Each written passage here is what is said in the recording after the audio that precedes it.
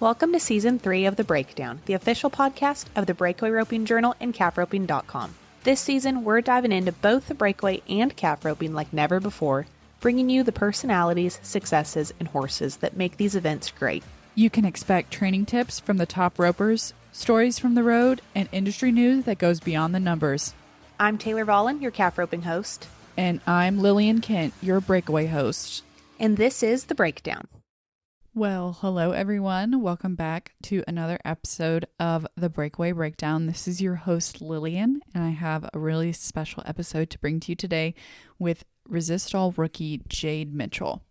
Now, Jade is pretty new to the breakaway space. She picked up a rope in 2020, so just 4 years into this thing and already pro rodeoing. She is the daughter of Australian cutting horse trainer Jade Mitchell. He has earned over $5 million in the cutting horse arena, and he won the NRCHA Futurity in 2021 on a mare named Janie Wood for owner and breeder Slade River Ranch, where he also works here in Weatherford. So Jade grew up in the cutting pen, and she also dove into the cow horse a little bit, so we're going to talk about that as well. But I just find her mentality and the horsemanship aspect so interesting. She talks about how she has to sit horses different, and just how the tempo of rodeo is different from the horse show things that she grew up with. So really fun episode. I love bringing the rookies to you guys, the new faces in our industry, and I hope you get something out of it. Before we jump in, I do need to give a little shout out to Purina. They are supporting today's episode, and I will tell you a little bit more about them at the break. But for now, it's time to rope. Let's go.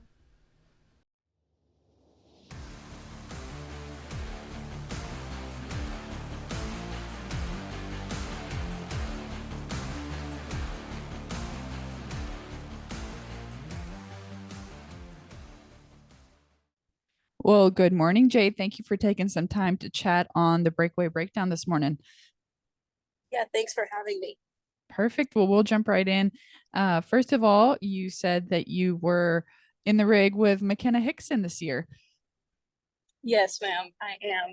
That was definitely a God thing for sure, how that all worked out, because I mean, I knew I wanted to come this summer and, get my feet wet and jump in and see how it was going to go. But I told myself if I couldn't get a good rig and get in with someone that, I trusted and I felt like we'd bounce off each other, I didn't really want to come out here, and ended up working out that we could jump in the rig together.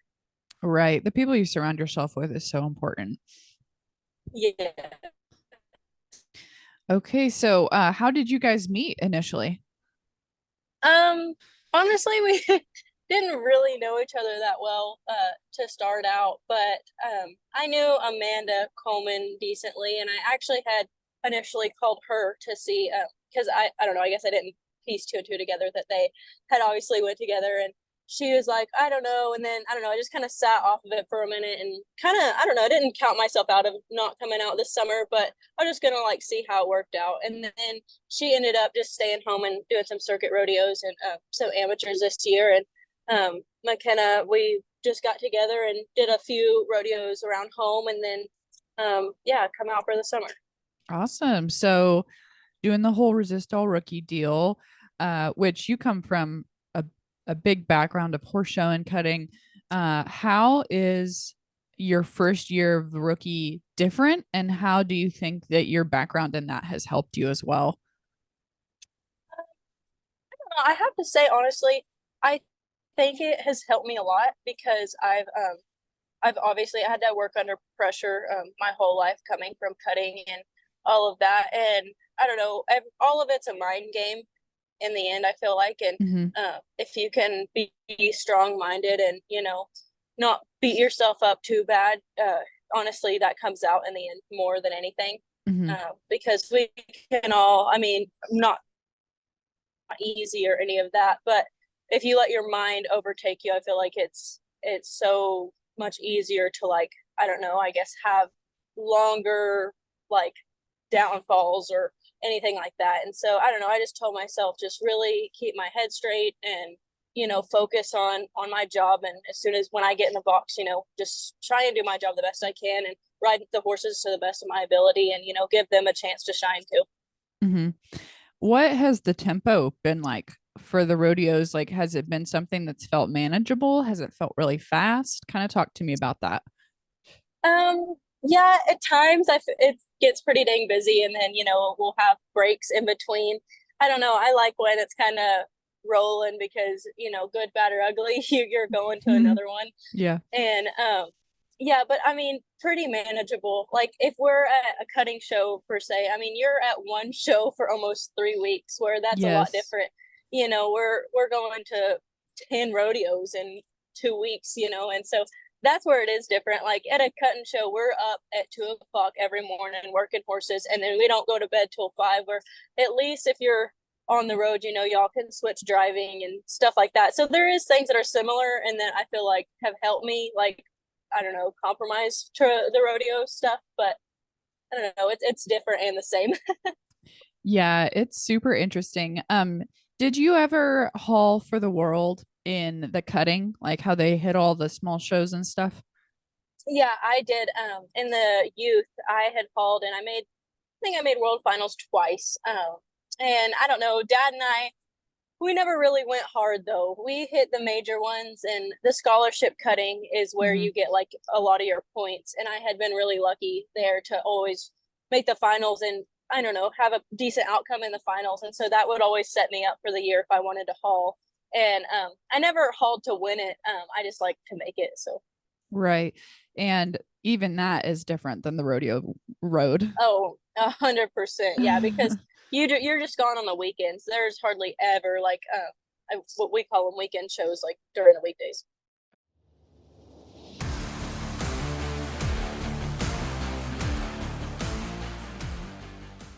We're going to take a quick break here to hear a message from today's sponsor, Purina. Attention horse owners, are you looking to help your horse recover with ease after a strenuous workout? Would you like to nourish your horse and their digestive system? If so, try the new Purina RepleniMash product. It's much more than a mash. RepleniMash promotes hydration, replenishes electrolytes, and supports gastric comfort. Put Purina's research to the test. Stop into your local Purina retailer and grab a bag of Purina's RepleniMash product. Now, back to the breakdown.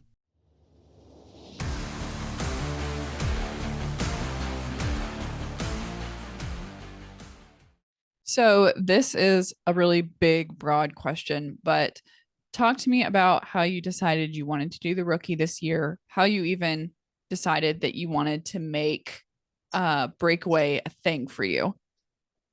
Yeah, so I don't know, growing up, I mean, I had messed with ropes and I mean, rope the dummy and stuff, but that wasn't really like no one in my family really ropes. And I don't know, I had watched Jackie's DVD, I think it's called Elevate, like religiously. I would watch that thing and then try and go master on the dummy. If I didn't feel like I was doing good, go back, watch it again, back to the dummy, watch it again. And at first I had two geldings, Oscar and Jasper. And Jasper was like my childhood like unicorn. Was just everything. And so Dad was like, hey, if you want to rope, your geldings will be good enough. I don't really want to, we're not going to buy anything. So you just mess with them.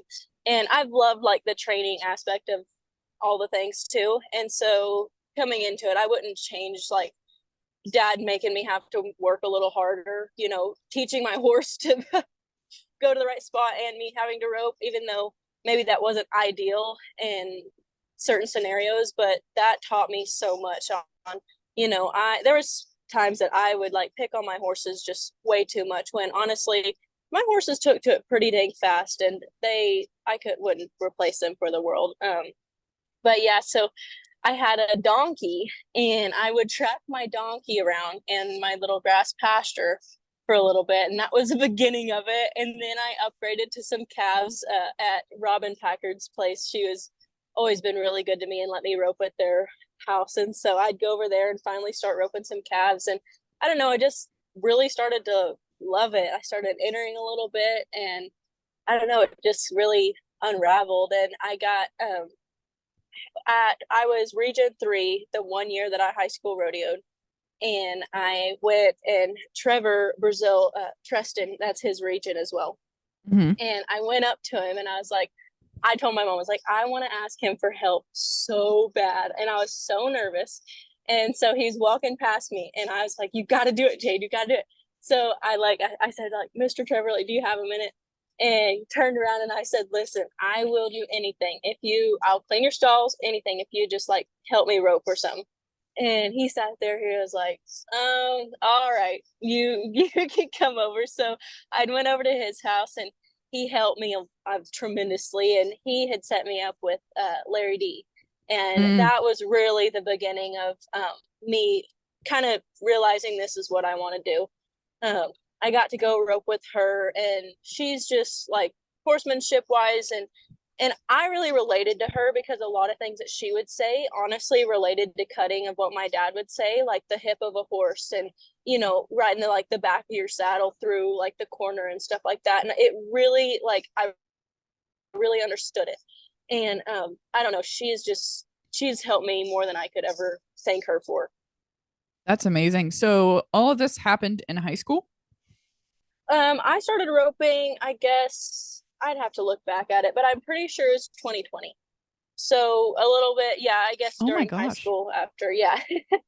And we're in 2024 and you're hauling at pro rodeos? Yeah.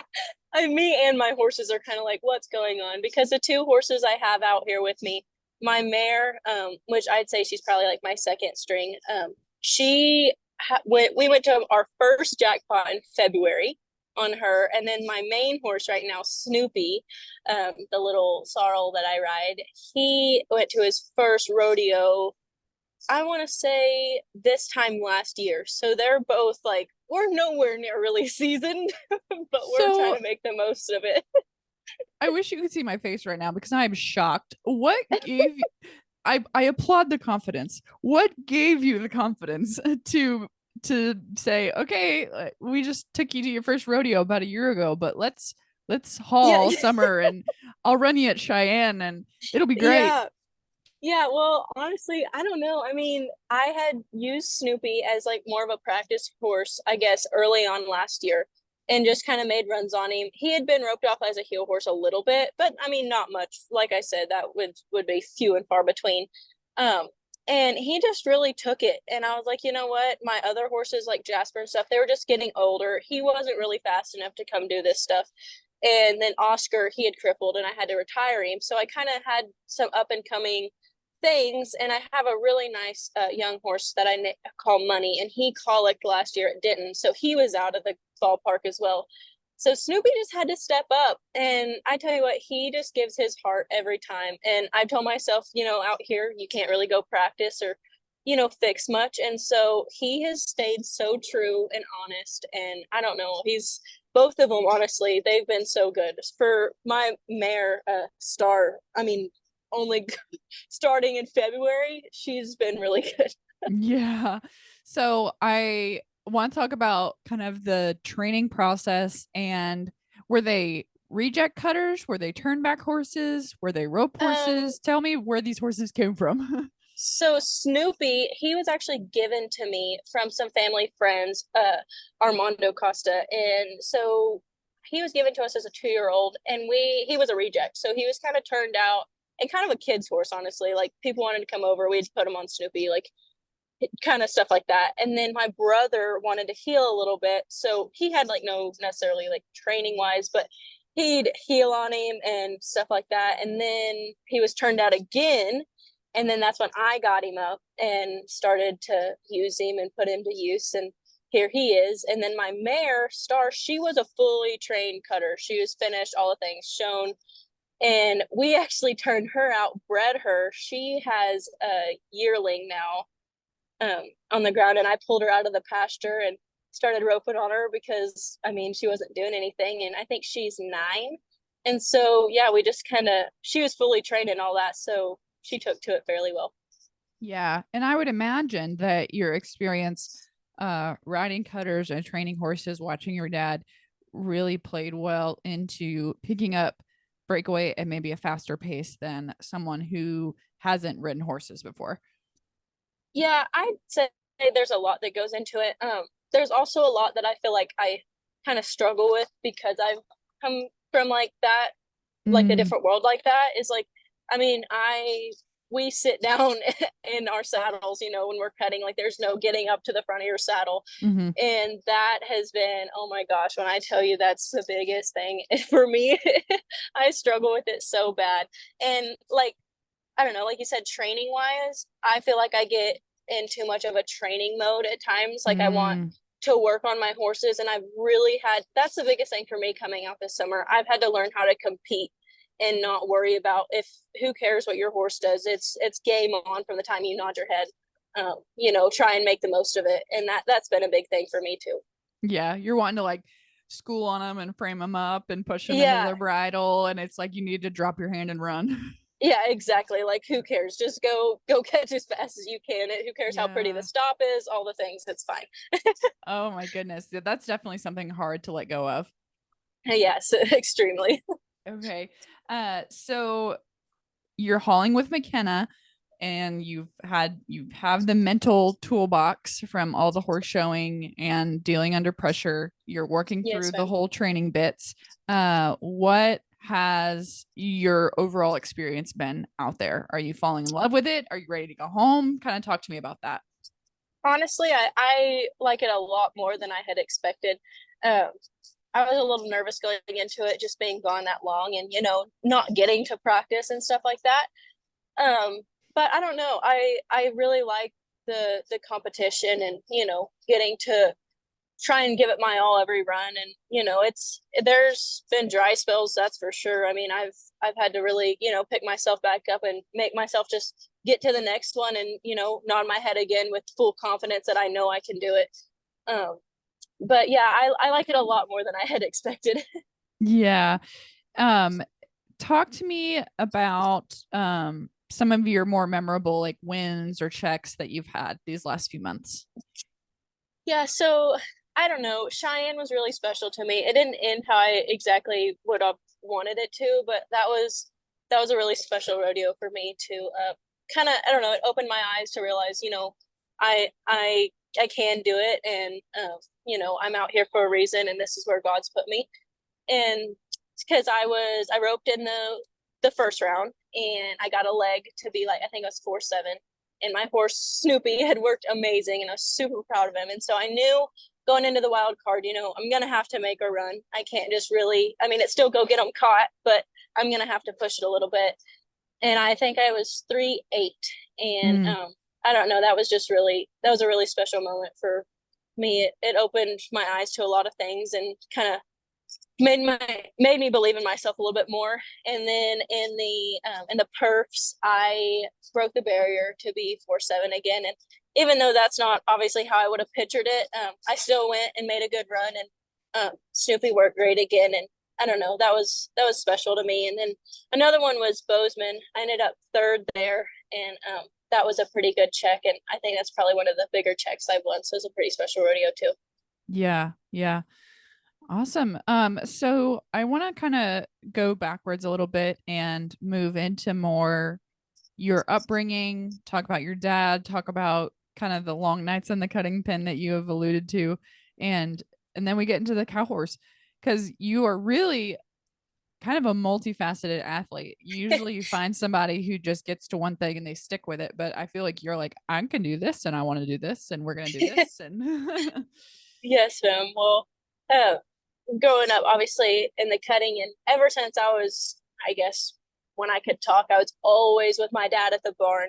I'd get up and go help him and blow horses or do whatever he put me on, I was on and doing it. And I don't know, cutting, dad taught me a lot from just, you know, training, obviously, because that's his profession, and, you know, learning how to understand a horse and get to the bottom of them, and you know, train them to where they want to do their job, not make them do their job. And it's, I don't know, dad's my hero. He's worked so hard, and every day he still gets up and, you know, he does the same things. And when I have, you know, problems out here, and I can call home, and even though dad doesn't rope, he understands a horse, and he understands, you know, maybe what could help me on my horses, and mentally too.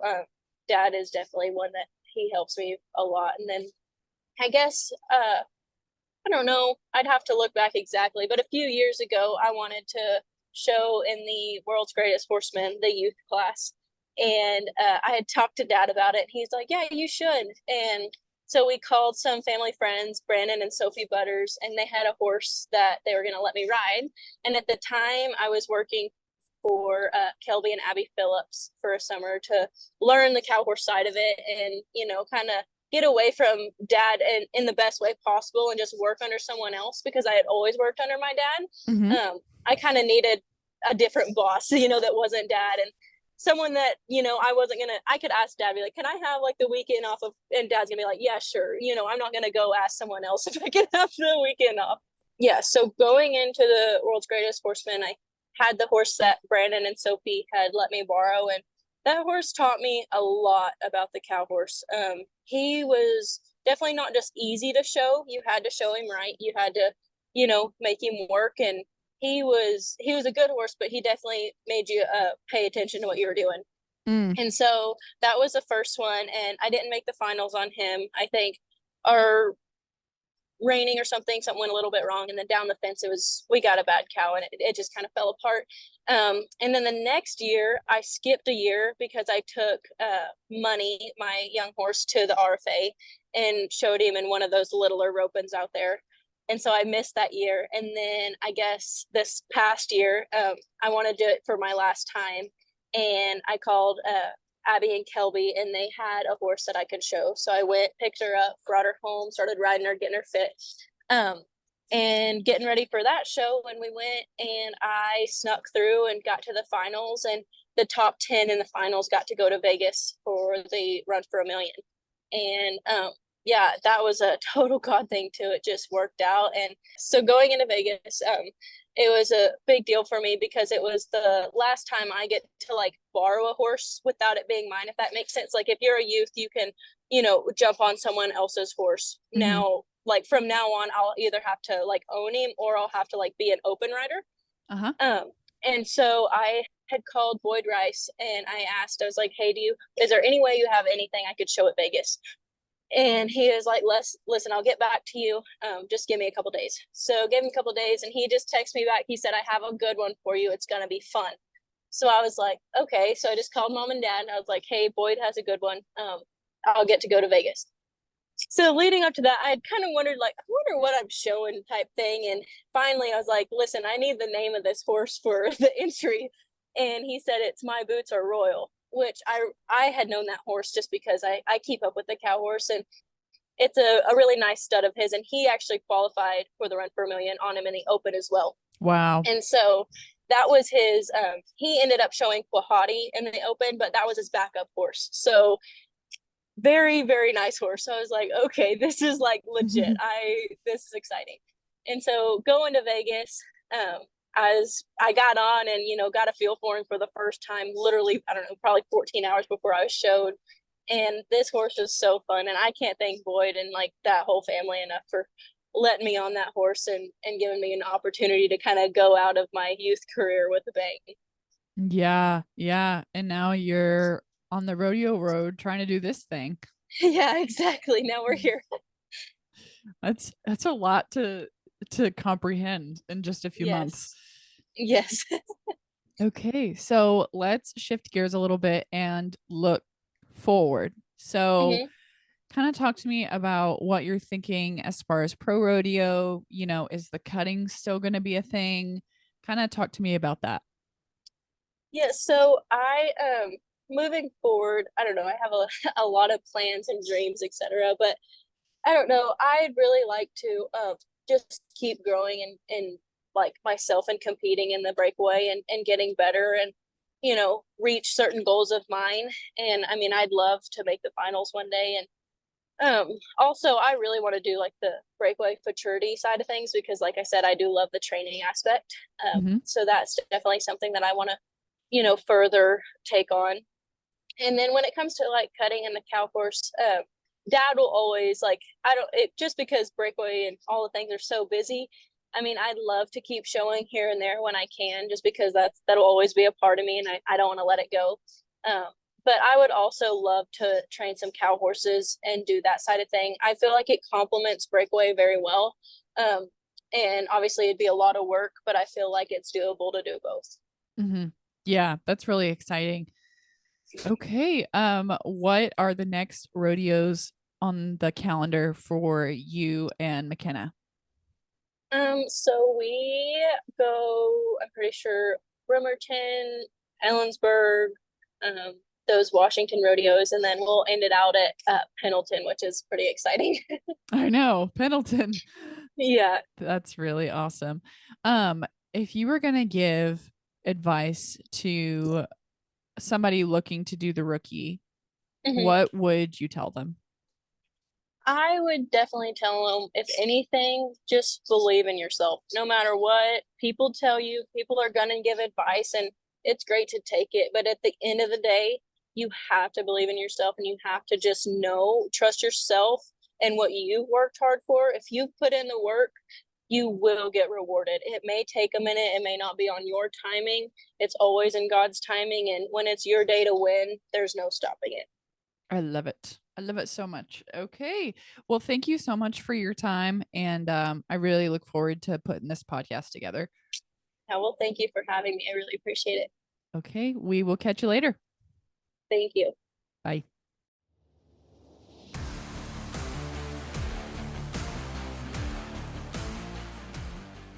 All right, guys. Thanks for tuning in to another episode of the Breakaway Breakdown.